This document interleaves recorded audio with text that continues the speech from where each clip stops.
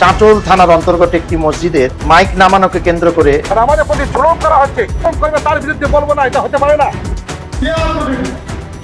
থানায় বসে বসে থ্রেট করছে, ধমকাচ্ছে। সুপ্রিম কোর্ট ও হাইকোর্ট 2000 সালে লাউড স্পিকার নিয়ে চলছে অনেক কথা, অনেক দাবি প্রতিদাবি। সুপ্রিম কোর্ট কি বলছে, প্রশাসনের কি ভূমিকা হওয়া উচিত, আর সাধারণ মানুষের কি করা উচিত, সব কিছুই জানবো আজকে সহজ ভাষায়। রাজ্য জুড়ে মাইক নামানোর কথা বলছেন পুলিশরা।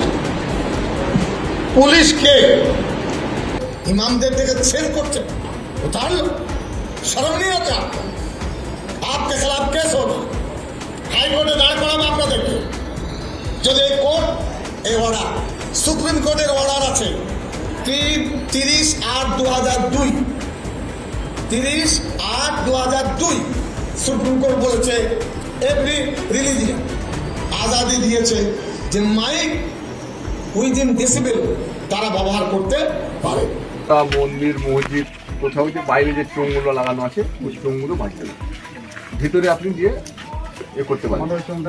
হ্যাঁ, আপনারা এটা আপনারা করবেন, ঠিক আছে? প্রত্যেক জায়গাতেই সেরকম ইয়ে চলছে।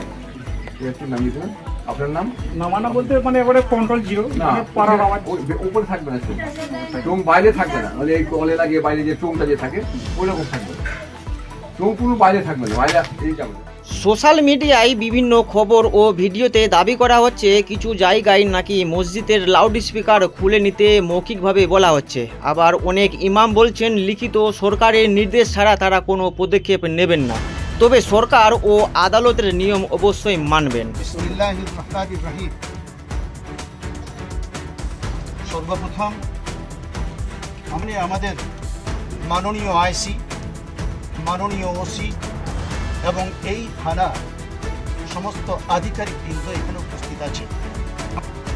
আমি সম্মানিত ওসি ও সম্মানিত আইসির কাছে যেটা শুনলাম সেটা তাদেরকে একটা অর্ডার শোনাতে চাচ্ছি, যেটা সুপ্রিম কোর্ট ও হাইকোর্ট 2000 সালে মন্দির, মসজিদ, গির্জা, গুরুদ্বার এই 4টি ধর্মের যে ধর্মস্থান, উপাসনালয় কেন্দ্রগুলোকে সুপ্রিম কোর্ট ও হাইকোর্ট যে রায় দিয়েছিলেন সেটা হচ্ছে রেসিডেন্সিয়াল এরিয়ায় সেখানে 55 ডেসিমিল সাউন্ড থাকবে, আর কমার্শিয়াল এরিয়ায় 65 ডেসিমিল সাউন্ড থাকবে।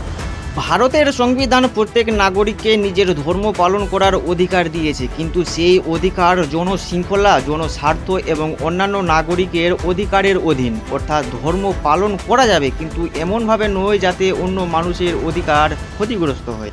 ভারতে নয়েজ পলিউশন রুলস 2000 অনুযায়ী শব্দের সীমা নির্ধারণ করা হয়েছে। সাধারণভাবে শিল্প এলাকায় সীমা বেশি, বাণিজ্যিক এলাকায় কিছুটা কম, আবাসিক এলাকায় দিনে প্রায় 55 ডেসিবেল এবং রাতে 45 ডেসিবেল, নীরব এলাকায় দিনে 50 ডেসিবেল এবং রাতে 40 ডেসিবেল।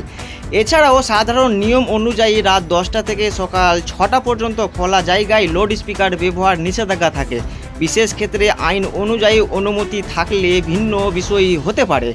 এই নিয়ম শুধু মসজিদের জন্য নয়, মন্দির, মসজিদ, গির্জা, গুরুদ্বার, রাজনৈতিক সভা সব ক্ষেত্রে একই আইন প্রযোজ্য। আইনের চোখে সবাই সমান। জুলুম করা হচ্ছে, এটা অন্যায় করা হচ্ছে। অন্যায় করবেন, জুলুম করবে, তার বিরুদ্ধে বলবো না, এটা হতে পারে না।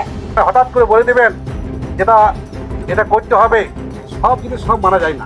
জেলার চাঁচল থানার অন্তর্গত একটি মসজিদের মাইক নামানোকে কেন্দ্র করে ভিডিও হয়েছে এবং সেই ভিডিও ভাইরাল হয়েছে, এবং তার কিছুক্ষণ পরেই আমার কাছে 4-5 জায়গা থেকে ফোন আসে যে পুলিশ প্রশাসনে এসে মসজিদের মাইক নামাতে বলছে।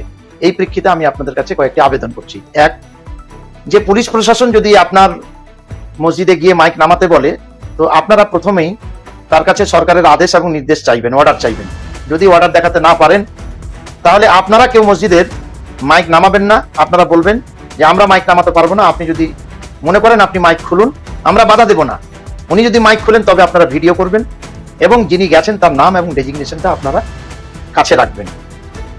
2 নম্বরে হচ্ছে যে আমরা মসজিদের যে মাইক বাজাচ্ছি বা মন্দিরে মাইক বাজাচ্ছি বা গির্জাতে মাইক বাজাচ্ছি, যেখানে আমরা মাইক বাজাই না কেন, সুপ্রিম কোর্টের একটি আদেশ আছে সাউন্ড সিস্টেম নিয়ে যে কত ডেসিবেল পর্যন্ত আমরা আওয়াজ দিতে পারবো, সাউন্ড দিতে পারবো।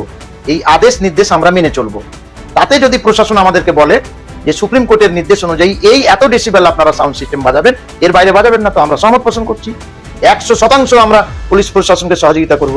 কিন্তু কোন রকম আদেশ এবং নির্দেশ ছাড়া বিনা বর্ডারে কোন জায়গায় গিয়ে মসজিদে মাইক নামাতে বলবে, এটা কিন্তু আমরা কোনো মতে মেনে নেব না।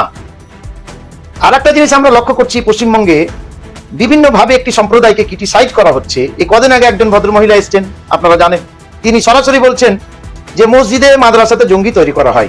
সারা পৃথিবীর সমস্ত মানুষ জানে, বুদ্ধিজীবী মানুষরা, জ্ঞানীগুণী মানুষরা জানে যে মসজিদ মাদ্রাসাতে কি হয়।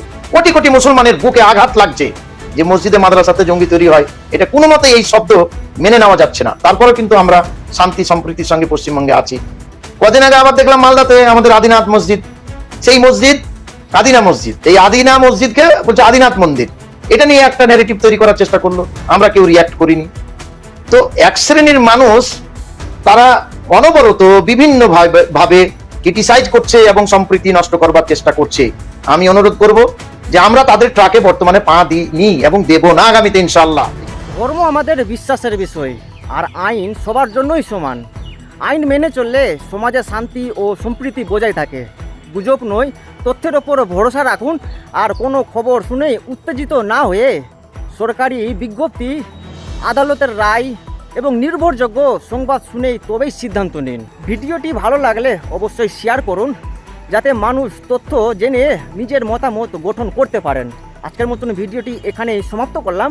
আর যারা এখন পর্যন্ত আমার চ্যানেলটি বা পেজটি ফলো করেননি, ফলো করে পাশে থাকুন। সবাই ভালো থাকবেন, সুস্থ থাকবেন।